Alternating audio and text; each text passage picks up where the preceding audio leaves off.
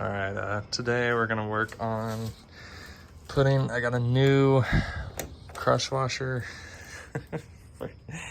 for the timing chain tensioner. As you can tell, we're leaking a bit of oil through there. I did not plan for it to be pitch black like that. So let's see, let's get this oil off the fingers.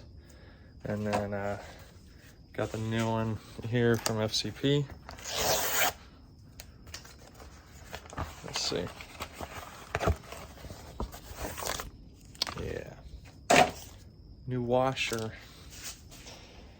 You know, you're close to being done with the car when you're excited about small stuff like this. But yeah, so let's get to it. For this job, you'll need a 32 millimeter socket. So I had to order that, and that'll just go right there. I think we should be able to break it loose with just this ratchet and this 32. Let's see.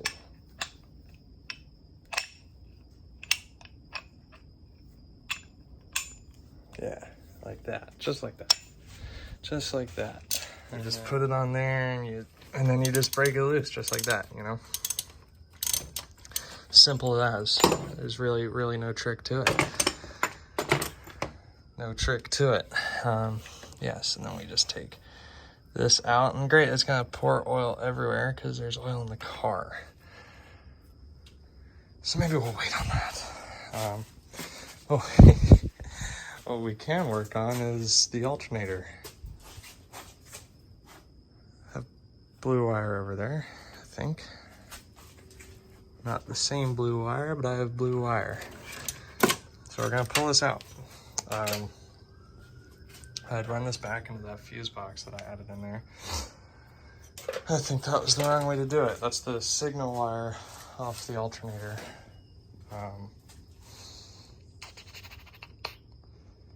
Yeah, so that's the signal wire off the alternator, and I think it's feeding power back into that fuse box, which is what everything is connected to on the ECU. So, you know, math. I think it's feeding power back, and yeah, I just said that. So now what I'm gonna do is I'm gonna just take this wire out. I looked up where the positive from the alternator ties into the gauge cluster, because there is a light on the gauge cluster for the battery that apparently the alternator needs to run into, and then the car should see positive voltage, the car should run better, and then we can go get retuned after we redo everything else. So, you know. All right, once you fumble around for long enough to figure out what size socket it is, and you realize it's a 10, and you realize that you had that the first socket you tried, you can take the nut holding this signal wire off and not drop it. Nice.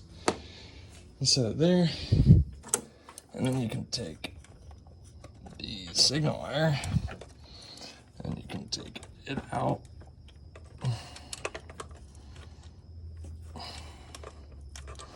Apparently.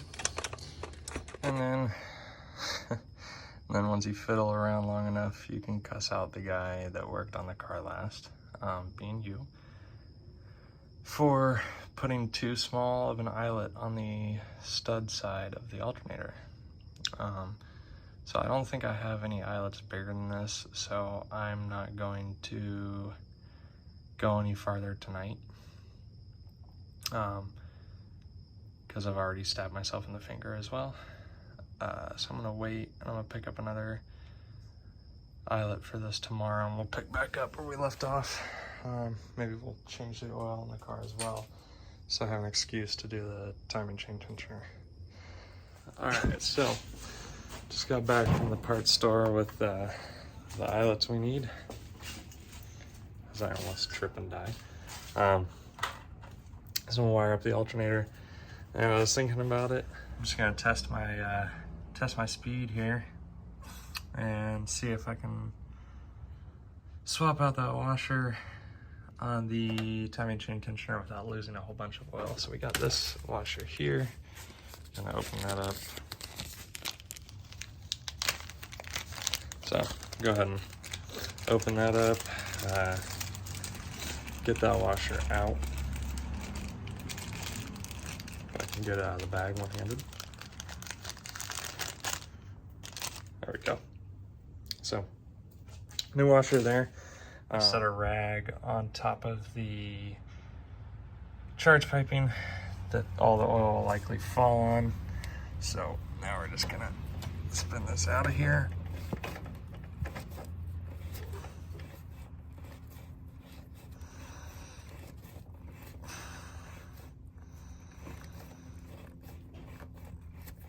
It's already fucking spilling oil everywhere. This car needs an oil change. So now I have a real good reason to change the oil on it. There are a lot of threads. There we go. Okay, so that's out. I think all the oil is pretty much self-contained on this.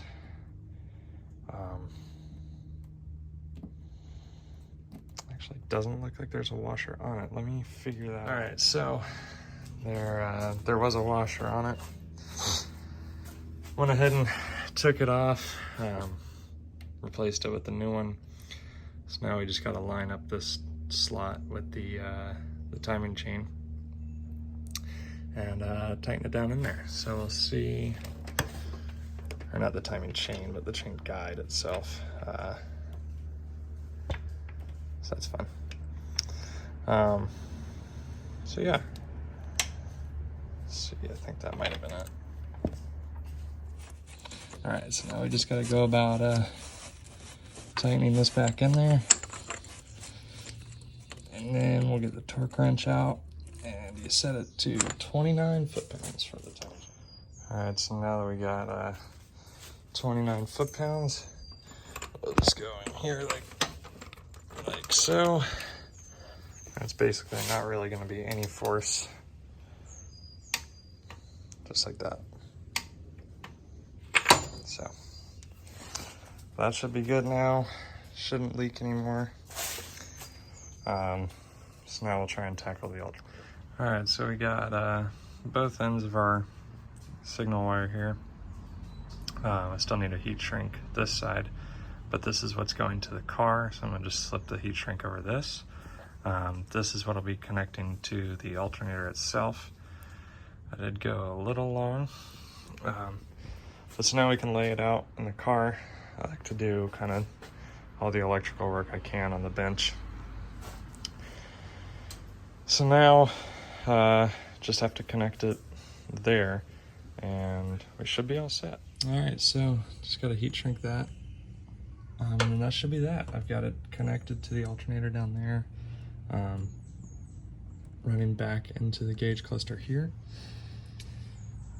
They're not exactly the same gauge, close enough in color though.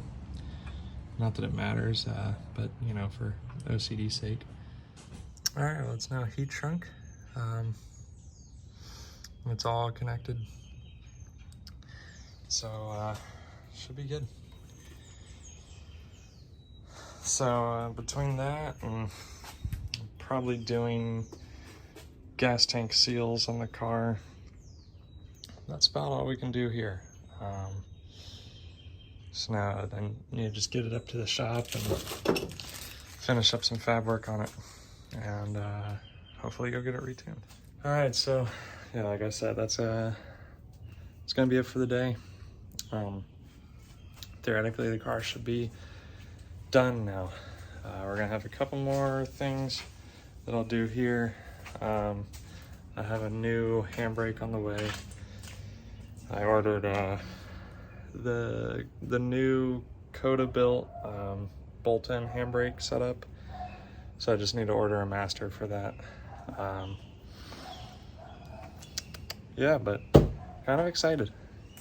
But yeah, so stick around for more, and I'll see you in the next one.